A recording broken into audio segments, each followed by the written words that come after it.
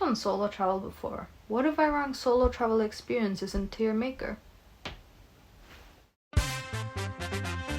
Hello everyone and welcome to my YouTube channel. Today we're going to be ranking solo travel experiences in Tiermaker on my laptop. Before we get going on with the video, all the items on this list are based off my own experience and the way they're arranged are not on the correct order. Hope you enjoy this video and let's get going. I have about 27 of these with me and I'm going to be ranking them under 5 categories. The first one, which is the topmost, is worth it. Highly worth it. You should do it 100%. Second one is give it a shot. It might work, but most probably it will be good, sort of. And meh. This one is, I don't really know. It hasn't been the best for me, but I'm not going to stop you from doing it. 4 is worst case scenario. If you have no other option, then you're going to want to go with this. And last one is run. Don't do it. Let's get on with our list. Alright, so the first thing we have on our list is mini suitcases. Now, if you have seen one of my old videos, I do have a mini suitcase and it's, I guess, kind of like the smallest one, or there is maybe a smaller one than that. It's really, really good, especially if you want to be able to reach everything. And I think suitcases are a bit high up because you don't have to carry something heavy. And I would definitely give it under the worth it category. Number 2 is going to be backpacks. Now, I did use backpacks on my first solo trip and it was to London. It did fit quite a lot of stuff into it, but it was only for 2 days. And it didn't really do that much for me. It just does not work for me. It might work for you. I know so many people that only use backpacks and not many people that use suitcases, so I would put it under meh category. You can go with it if you want. Not my cup of tea. Next up, overnight layovers. Now, if you know and if you have traveled solo or on a budget, overnight layovers are very common because they save money. Me personally, I've done overnight layovers once for this entire solo adventure. Of course, it's not the favorite for anyone, but if you're going alone on an international journey and if it's places that are like that don't have a big airport or you're gonna have to change airports, it's gonna be really hard during the night. You know what, I'm gonna put it under worst case scenario, which is basically something that's gonna happen, but you just have to do it, you know. Now, moving on, booking.com. Using booking.com is very common. I'm sure all of you guys use it as well, and it's really good actually. Sometimes if you book in it quite often, you can get like 5% discounts. It could have been bad for some other people, but I'm gonna say give it a shot because I can't talk for everyone. Next, moving on, guest houses. I've only been in one before and it's been pretty good. They treated me well. But a guest house obviously will give you more space for yourselves compared to hostel. So I'm gonna say give it a shot for hostel because, sorry, for guest house, because it's very good. It's very nice. Nice. Packing in advance. Now, I did this for my trip to Montenegro, but I did not do that for my trip to London. I just feel like booking before keeps so many things out of your brain. Packing in advance is definitely worth it. Moving on, packing cubes. These actually were a lifesaver for me. I first thought after seeing content that I don't really need it, but actually it saved quite a lot of space for me. If you had seen one of my vlogs before, depending on the size of your suitcase, I feel like packing cubes do such a good job in keeping all your stuff compact and putting them together. Fine dining. Now, this is not something many travelers do. I did it for my trip. That's only because I shot a lot of content and used Google Maps and all of that, which took a lot of the charge out. It's more of a meh situation. I wouldn't say give it a shot or worth it. I'm gonna put under meh. Street food cheap finds. Definitely worth it, honestly. If you want to have a taste of their local food, I'm sure you can do that with street food. I had my breakfast and stuff in places like that, so. Moving on, we've got Google Maps. Google Maps has been a lifesaver for me literally everywhere. London, Montenegro, wherever.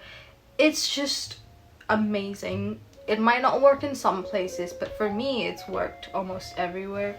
So I'm gonna put Google Maps in worth it. And then moving on, we've got AI. Now many people will say, oh, we shouldn't use AI as much, but for me, from planning to anything when it comes to solo traveling, AI has been my helpful guide. I would say give it a shot, yes. It works sometimes, don't fully believe it. Then Google Translate. For London, of course, I didn't need it, but I needed it for Montenegro because in Podgorica, literally 90% of the people do not speak English. So I had to use Serbian on Google Translate, and that was the only thing that really helped me. I'm gonna put it on worth it.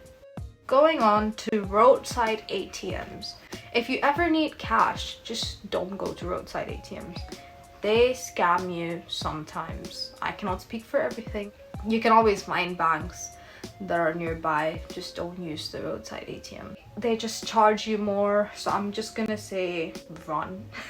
Moving on, we're gonna do video to picture. Solo travelers, I don't know if you know this or not, but obviously if you're taking pictures, then taking a video and then taking screenshots off of it is a really good idea if you don't want like professional looking pictures or anything, because doing this is definitely not going to get you highest clarity pictures.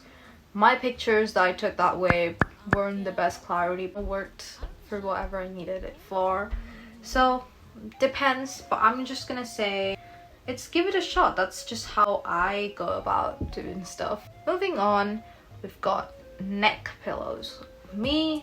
I've not used them. I mean, I've definitely tried it on myself, but I don't own one personally. I don't think it's worth it to carry it with you, not worth the hassle, because you're only going to use it for your flight. It depends on you actually, like wherever you're going. If you're going somewhere that's really far away, you're going to be on transit, you're going to be traveling a lot, then neck pillows are worth it, I guess.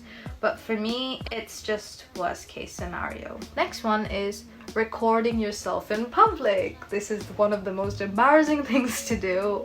I do it quite a lot. And that's why I don't speak very loud when I'm doing videos in public, because it's kind of embarrassing. I just think give it a shot, and let me tell you, no one cares. Especially when you're solo traveling, like no one's gonna see you ever again, so you don't have to care. They might not even speak the same language as you. Eating alone. This is something most people are afraid to do, but if you're traveling solo, I don't think you're afraid to do that. I'm not afraid to do that, so I'm just gonna say it's worth it. If you want to go eat somewhere, even if you're not solo traveling, if you just want to go into a restaurant or something and nobody's ready to go with you, or you don't have anyone you want to go with at that moment, just go alone. It's not that bad. Moving on, eSIMs. Now I did try looking for eSIMs before going to Montenegro, and I'd seen ones like Eralo, if I'm saying that right, or even ones in Libara, and all of them, they were pretty expensive for just 3 GB, and I didn't think that was worth it. But maybe the countries you're going to, they don't really offer other options, so you might have to go with eSIMs like that. But thankfully Montenegro had a 500 GB plan for 15 days. So I'm gonna say give it a shot. I mean, to be honest, you don't have any other choice, you're just gonna have to do it. We've got a fully planned itinerary. I did this for both of my trips, and I think that was really helpful. I was able to fit quite a lot of things into my trip, and one of the taxi drivers actually complimented me for the amount of places I went in 4 days. You don't have to think too much during the trip apart from transport and what you're gonna eat, so I would definitely say it's highly worth it. You do need to try doing that. And next off is learning words or phrases of that language, whichever country you're going to, if they speak a different language, and also kind of like a courtesy to know a few words of their language. I didn't really know that many words. I knew like 5 words overall. Though I spoke with them with Google Translate, I would just finish off by saying voila or anything, and they would actually be happy with that, to be honest, you know. It's definitely worth it, so I'm gonna say worth it. Foldable backpacks.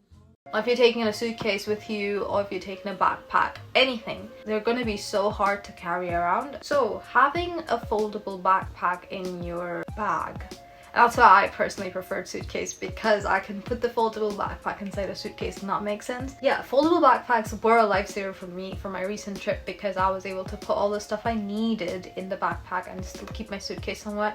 So even if my suitcase got lost, all my essentials are in my backpack, which I'm carrying. So I always make sure I don't remove the backpack when I'm wearing it, unless I'm taking any pictures or anything.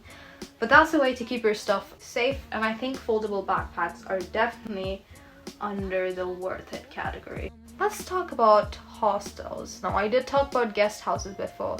Female hostels. If you're a girl and you want to feel safe in your trip, I would 100% prefer and recommend female hostels. That's all I've been in. I've not been in a mixed hostel. Female hostels best. Like, even if there are weird guys outside of the hostel, once you're in the female hostel, door shut, nothing.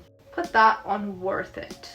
And then mixed hostels. Now, I've never been in a mixed hostel. I cannot speak for it, but me personally, just thinking of the idea of it, I am not someone that would go for it, so I'm just gonna say mixed hostels in worst case scenario. Personal opinion, it might not be the case, but that's just it. Last minute packing. Now, I have done this as well, and you're prone to keeping a lot of stuff behind.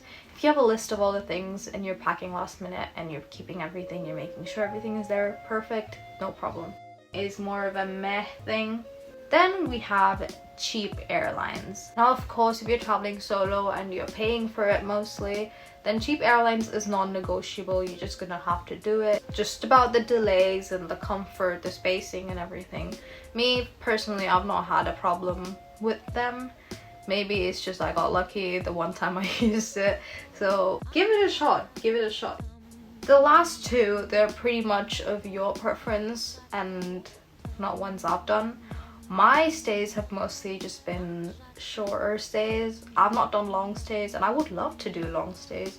All of my trips are usually just like tight packed itineraries, because I want to fit all of these things and I cannot afford for a longer trip. So both my trips have been short. One of them was 2 days and 1 night, and my most recent one was 3 nights and 4 days.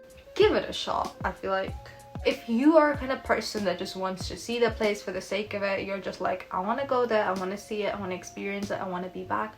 But if you're a type of person that wants to stay, you know, be at the moment, be slow, go ahead if you can afford it. I will give it a shot. And that's it for all of the experiences I have in my list.